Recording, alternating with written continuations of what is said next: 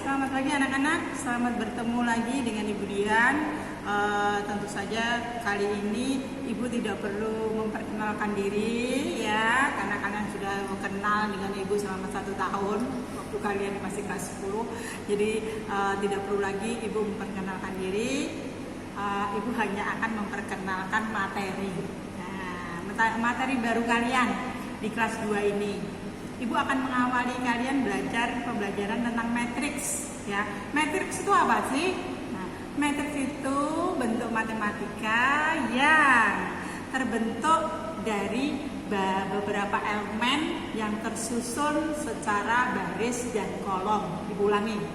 Matriks itu adalah bentuk matematika yang terdiri dari elemen-elemen yang disusun secara baris dan kolom. Seperti hanya kalau kalian belajar komputer, kadang-kadang kan kalau kalian sudah belajar Excel ya, di Excel itu kan kamu biasanya kalian belajar tuh sheet 1 di kolom berapa sih? Oh, A1, A2, B2, B3 dan seterusnya, ya kan?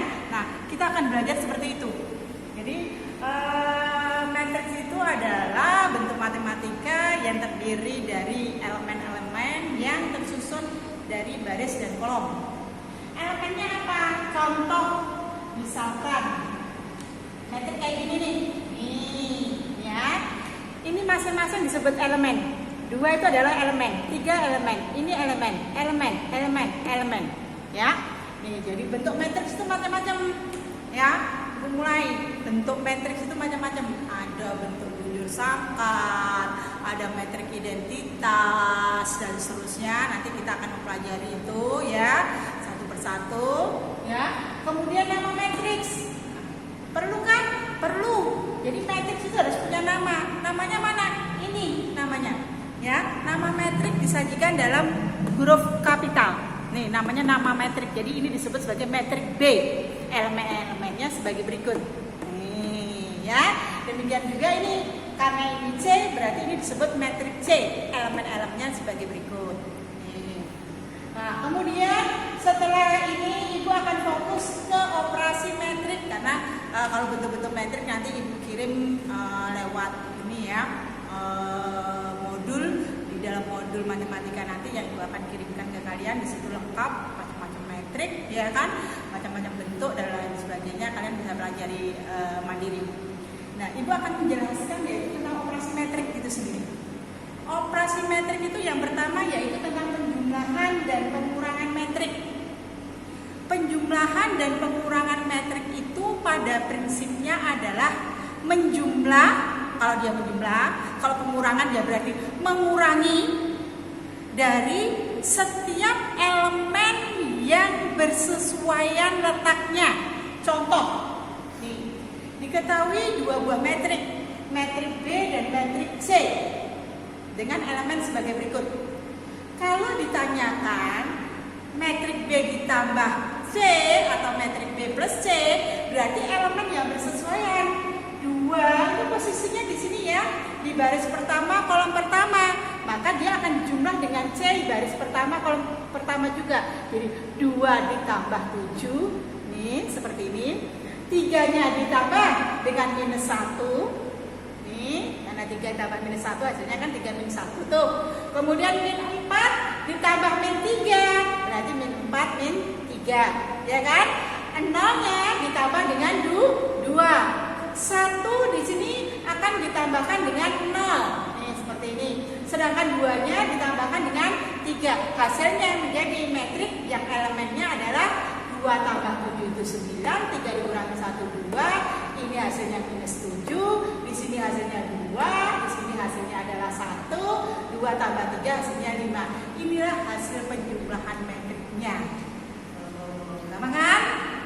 Sekarang kalau pengurangan, sebagai contoh, misal metrik B dikurangi metrik C, berarti ya setiap elemen di dalam metrik B yang bersesuaian dikurangkan dengan elemen metrik C yang bersesuaian juga. Contoh, karena B dikurangi C, berarti di sini 2-nya dikurangi 7, hasilnya jadi seperti ini. 2 dikurangi 7, 3-nya dikurangi dengan minus 1, min 4-nya dikurangi dengan minus 3, dan seterusnya seperti ini. Hasilnya menjadi 2 2 dikurangi 7 itu minus 5, 3 min, jadi tambah 1 kan, 3 tambah 1 hasilnya 4, 4 ditambah 3 hasilnya menjadi minus 1, ini hasilnya minus 2, 1, minus 1, dan seterusnya. Ini adalah pengurangan metrik. Jadi penjumlahan dan pengurangan metrik itu seperti itu. Kalau hanya ada 2 metrik, tapi tidak menutup kemungkinan penjumlahan atau pengurangan itu terdiri dari 3 atau 4 metrik. Sebagai contoh, nih Ibu kasih 3 buah metrik. Nih, metrik kalau antara baris dan kolomnya itu sama, maka metrik ini dikatakan berordo 2 kali 2, ya, karena banyaknya baris 2, banyaknya kolom ada 2, ya. Saya juga begitu, barisnya ada 2, kolomnya ada 2. Itu disebut matriks bujur sangkar namanya, ya. Ordonya, ordo itu bentuk, ya, ordonya dikatakan 2 kali 2. Nih, ya. Nah, kalau misalkan di sini ditanya metrik B plus metrik C dikurangi metrik D, ya berarti elemen yang bersesuaian di dalam metrik B dijumlah dengan elemen yang bersesuaian pada metrik C dikurangi dengan elemen yang bersesuaian pada metrik D, sehingga dihasilkan menjadi 4 plus 1 dikurangi minus 2. Tuh, karena dia min kan di sini. Nah, 7-nya berarti 7 ditambah dengan 0 dikurangi dengan 1. Seperti ini. 0-nya 0 ditambah dengan 0 kemudian dikurangi dengan 5. Nah, seperti ini. Kemudian 3 ditambah dengan 1 dikurangi 1. Hasilnya menjadi seperti ini. Hasilnya menjadi 4 tambah 1 tambah 2, 7 dikurangi 1 hasilnya menjadi 6. 0 dikurangi 5 hasilnya menjadi 5. Min 5, sorry. 3 ditambah 1 dikurangi 1 hasilnya menjadi 3. Nah, kalian perhatikan di sini.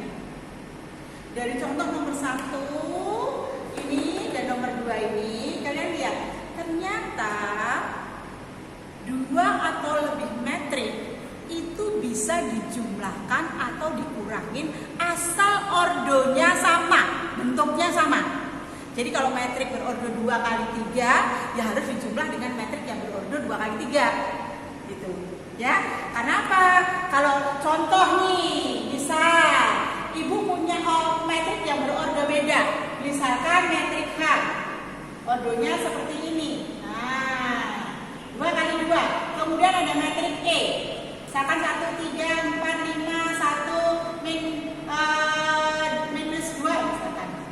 Kalau H, metrik H ini mau dijumlah dengan E, bagaimana? Bisakah 2 ditambahnya dengan 1? Oke, bisa ya. 2 tambah 1. 3-nya harus ditambah dengan 3. 4-nya di sini ditambah dengan 4 pada E. 1-nya di sini ditambah 5 pada metrik E. Nah, 1-nya pada metrik E dengan min 2-nya pada metrik E akan ditambah dengan siapa dia? Kan gak punya pasangan tuh, ya enggak? Gak bisa. Jadi intinya sekali lagi dari kedua contoh ini tadi, di depan ini tadi, Ibu bisa kalian bisa simpulkan bahwasanya 2 atau lebih metrik bisa dioperasikan penjumlahan atau pengurangan asalkan ordonya atau bentuknya itu sama. Jadi bentuknya metriknya itu sama. Kalau 2 kali 3 ya 2 kali 3 ordonya, kalau 2 kali 2 ya harus 2 kali 2 dan seterusnya. Karena kalau ordonya berbeda, contoh seperti yang dia jelaskan ini tadi, akan terjadi ketimpangan. Ada elemen dalam satu metrik yang tidak punya kawan, tidak punya pasangan di metrik yang lain, gitu. Sehingga dia tidak punya kawan, mau dijumlahkan dengan siapa, mau dikurangi dengan siapa, gitu. Paham ya? Nah, jadi anak-anak, pada pertemuan kali ini Ibu baru bahas tentang penjumlahan dan pengurangan metrik saja, karena pertemuan kita kan singkat.